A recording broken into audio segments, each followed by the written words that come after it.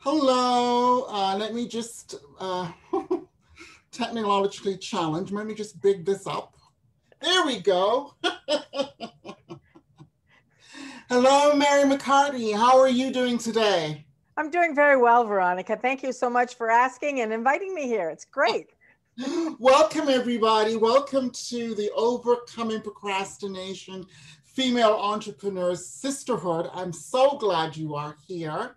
We're going to wait a little bit for people to come on. And if you are on the live, please let me know. I can't tell right now because we're doing a Zoom, but you can hashtag live or you can just post below. So let me know that you're on the live and let me know where you're from. So we'll just hold on for a minute or so and then we'll get going. My goodness, you have such a beaming smile. I can say the same about you, Veronica. I love your smile. Thank Smile you. makes the world go round, I think. Believe it or not, I did go for a walk this morning. Oh, lovely. And all that snow. Good I for you. know, but I walked in the middle of the road and I just went around the block. Oh, And I thought, nice. well, okay, that's good enough. You've connected with the world. That's good enough. Uh-huh. Yeah, yeah. Do you have snow where you're at right now? Lots of it. I was advised to stay home, so I thought, oh, it's a good day to stay in and do some of those things that I might have procrastinated about. No excuse today, right? No, exactly, exactly. When you run out of excuses, you know it's time to knuckle under and get something done. Exactly. Yeah, yeah. So we are going to get started. So yeah, sisters, welcome. And I want to share with you a lovely lady that I had a discussion with a couple of weeks ago on her podcast. It was, what was that? The title? It was "Wake Up, Shake Up." What's the mission? Yeah, Yeah, yeah, something anyway, if you want to access that podcast, check in the group because I did post it there. But anyway, it was an opportunity for me to talk with Mary McCartney and to hear her story and for me to share some of mine. And I thought it would be lovely to have Mary McCartney on my Facebook Live this week. So let me introduce her and we can get started because there's a lot of things that we need to talk about. So Mary has, like everybody else, has encountered roadblocks and setbacks along the way, but with a determined spirit, she discovered each new horizon of her life with hope and positivity and has put her past in the rear view mirror. We're going to find out how to do that. Now she's a professional keynote speaker, author, road warrior, and she helps others to do the same. She believes it is never too late to find the courage to change the road that you are on and to enjoy life's great adventures. Sisters, let's welcome Mary McCartney. Mary, how are thank you, you, my dear? Veronica. I'm great. And of course, true words, I've had quite the adventure, quite the setbacks, quite the detours and potholes, and I've fallen in and climbed back out. But I am in love with life. Oh, isn't that here? For those of us who think that life is a straight line, they're Oh, living a very boring life. I think so. I think so. It's up and it's down, yeah, isn't it? And the Yes, question it is is. how long you stay down or how quickly you get back up. And all that is choice, Veronica, as well. That we do fall down, and sometimes that's not our choice. I mean, some of us had had more help than others, but we trip, we fall, we fall into a hole, go down the rabbit hole or whatever. But the choice about the outcome of that is always up to us. So we can, I mean, there's nothing wrong with a pity party as long as you don't sit there too long because your legs go numb and you can't do anything anyway. So you might Exactly. as well get up and go again. Exactly. So one of the things I really want to get to, Mary, is the book that you are launching. Um, Don't Die Before You're Dead. Have I got the You title right? absolutely, yes, you do. Oh, so Yes. tell us about this book.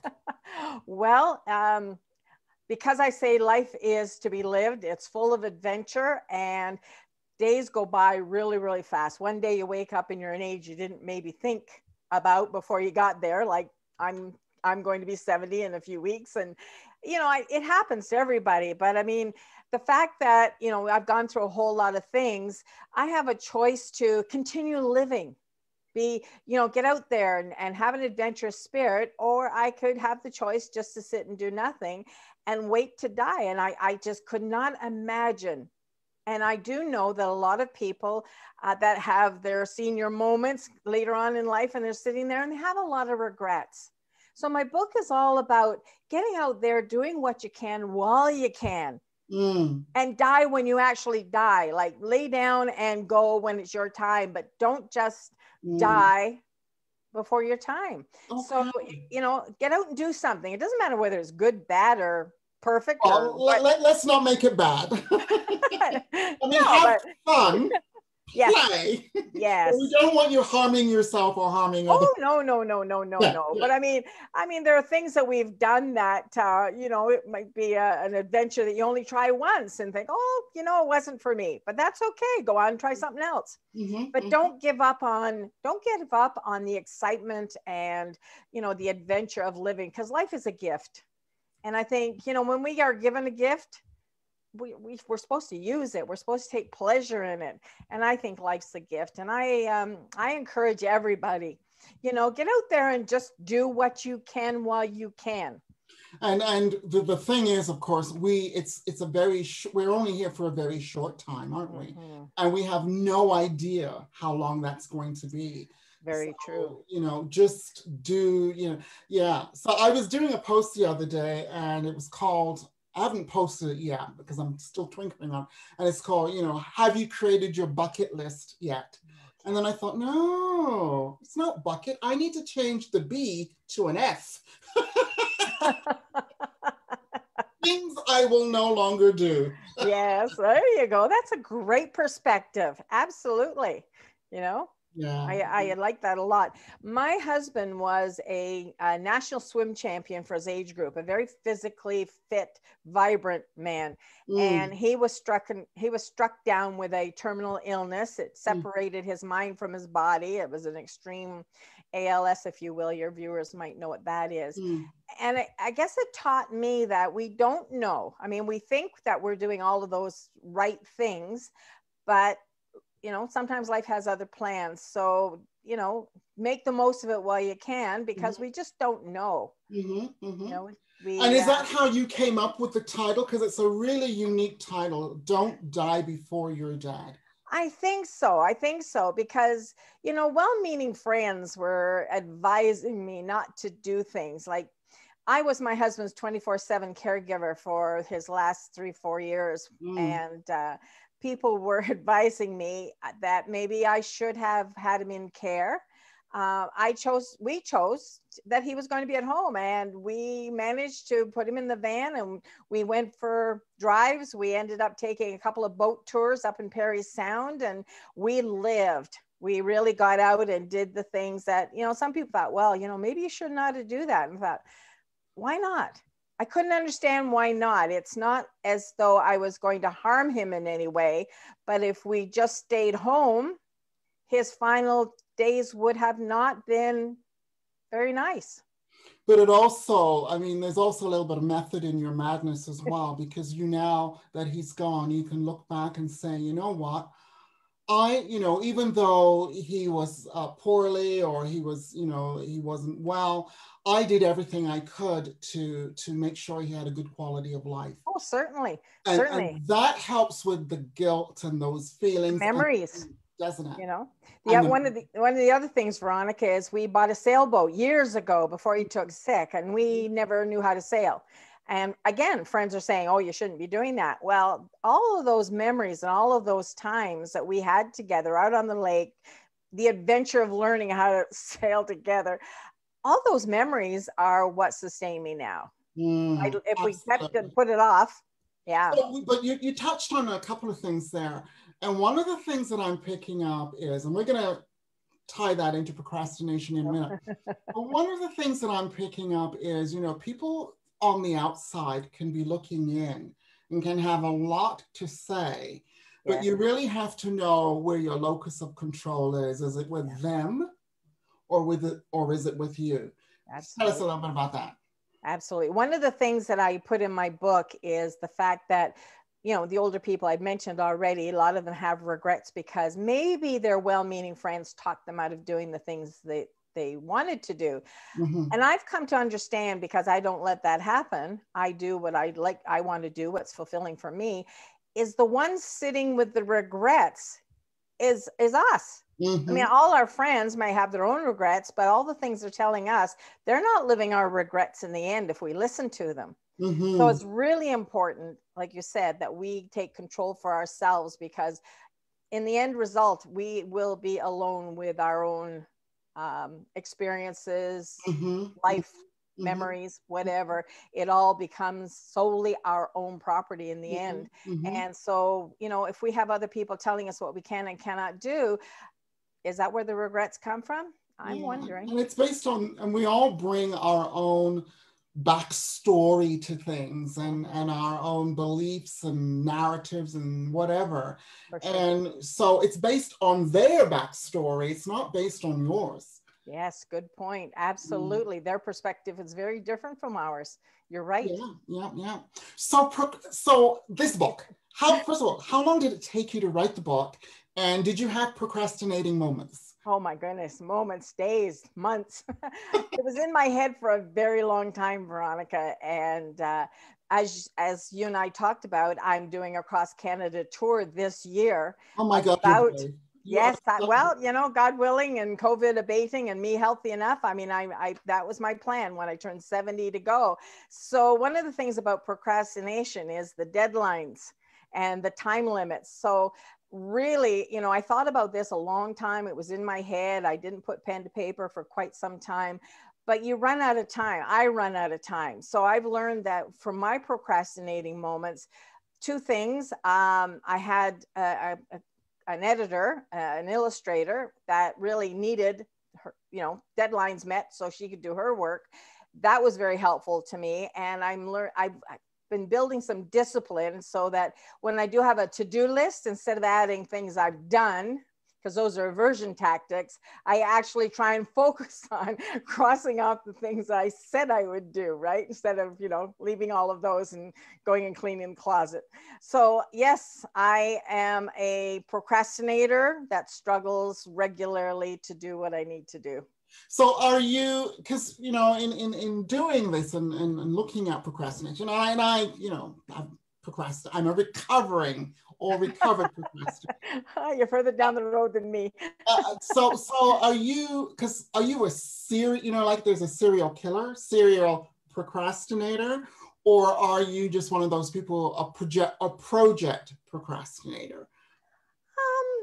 Or somewhere in the middle? No, I could be a serial one. Yes. Without deadlines, I probably wouldn't get much done, because I get inside my head and I overthink, and that whole thing about wanting everything to be perfect. And I actually wrote a little booklet that, you know, the phrase "done is better than perfect." You know what? That's stuck in my head. Oh yeah, for sure. So it's kind of, well, you know, I massage it and I think about it and I take it out and I look at it and put it back in my head.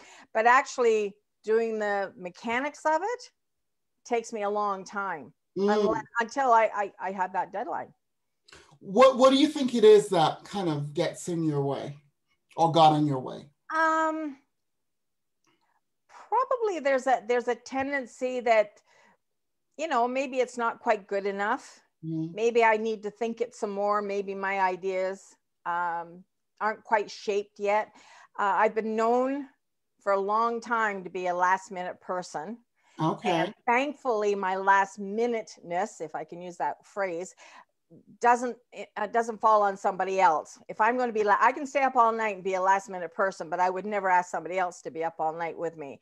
So I'm constantly adjusting, adapting. And as a speaker, and I do props, there have been times when I'll shift and change things at the very last minute because I have what I think is this scathingly brilliant idea. So I never really get done. I just run out of time. Okay. If that makes sense. Yes, because you're also... So I have to work at it. Yeah. So if just a little, take a little bit of a break. If you are just joining our Facebook Live, I'm having a lovely discussion with Merri McCartney. We are talking about Don't Die Before You're Dead, which is a book that she is. When is the book coming out, by the way? Actually, it's available on Amazon now. Okay.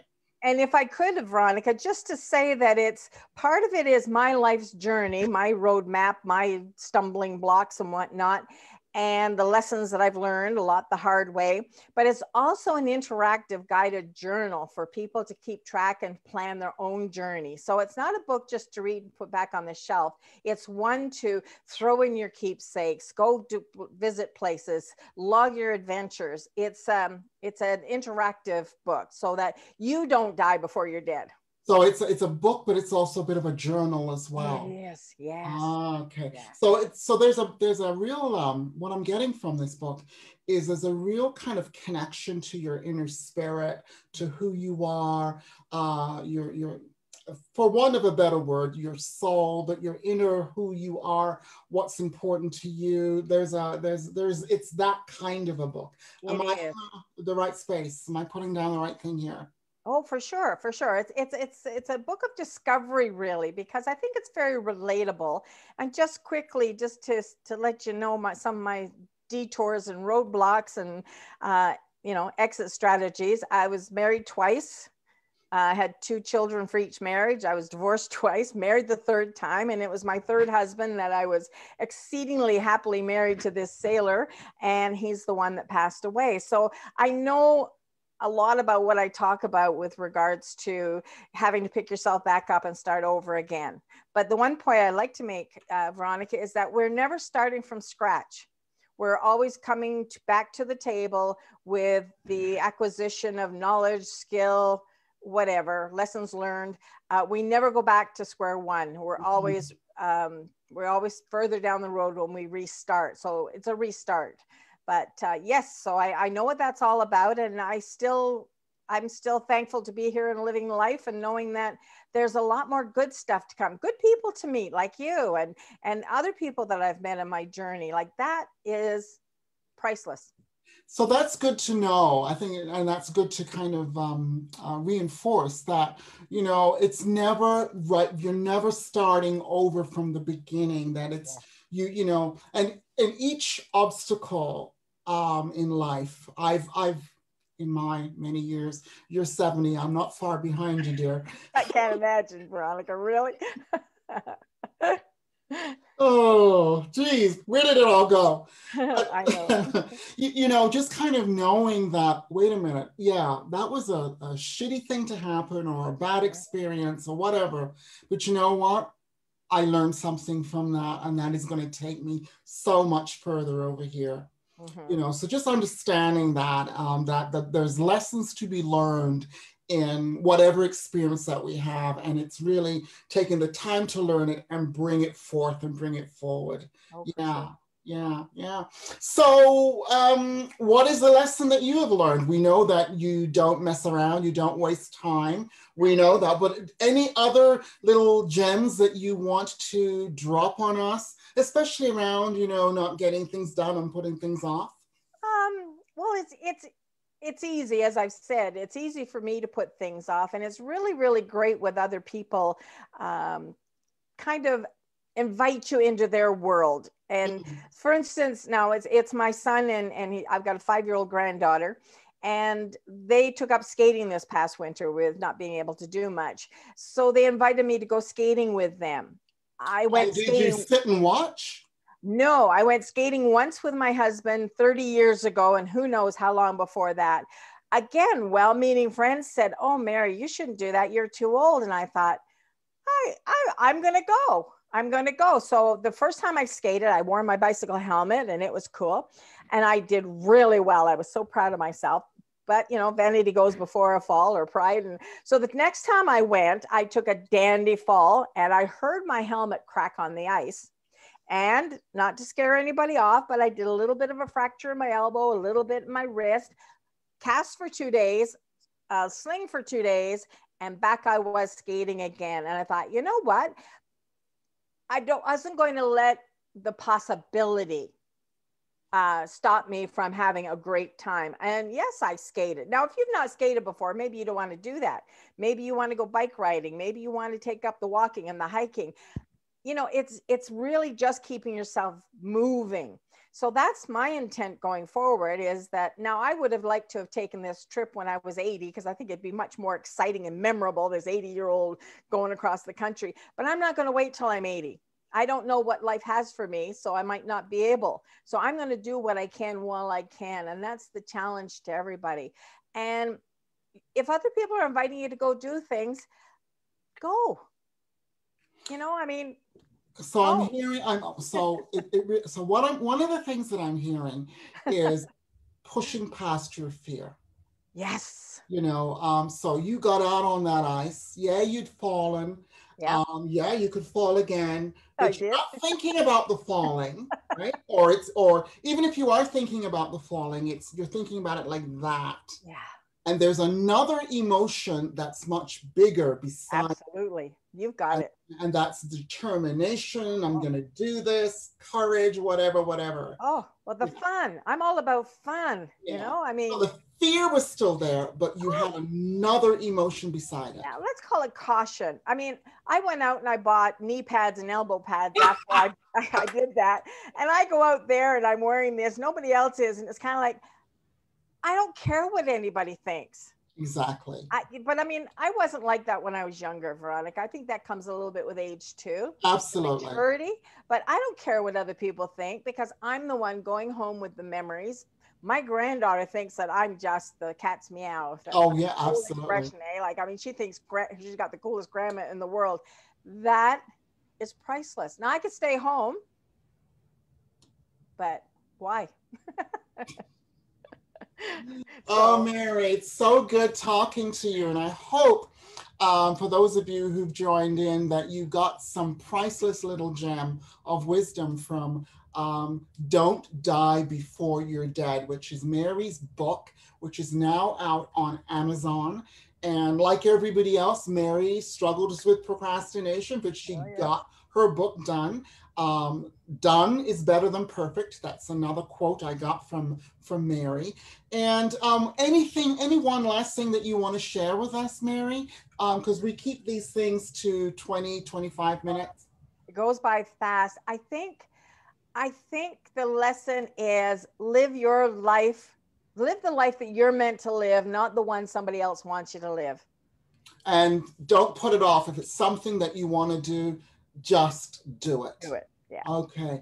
Thank you so much. It is so good to have this discussion with you. Thank you. I hope, sisters from the Sisterhood, that you got something from our live interview today. Join me again next week, and we will come back with another Procrastination Beatdown with some Procrastination Beatdown gems. And we'll see you again. Thank you so much, Merri. And it's good to have you here. Thank you so much. It was such a pleasure.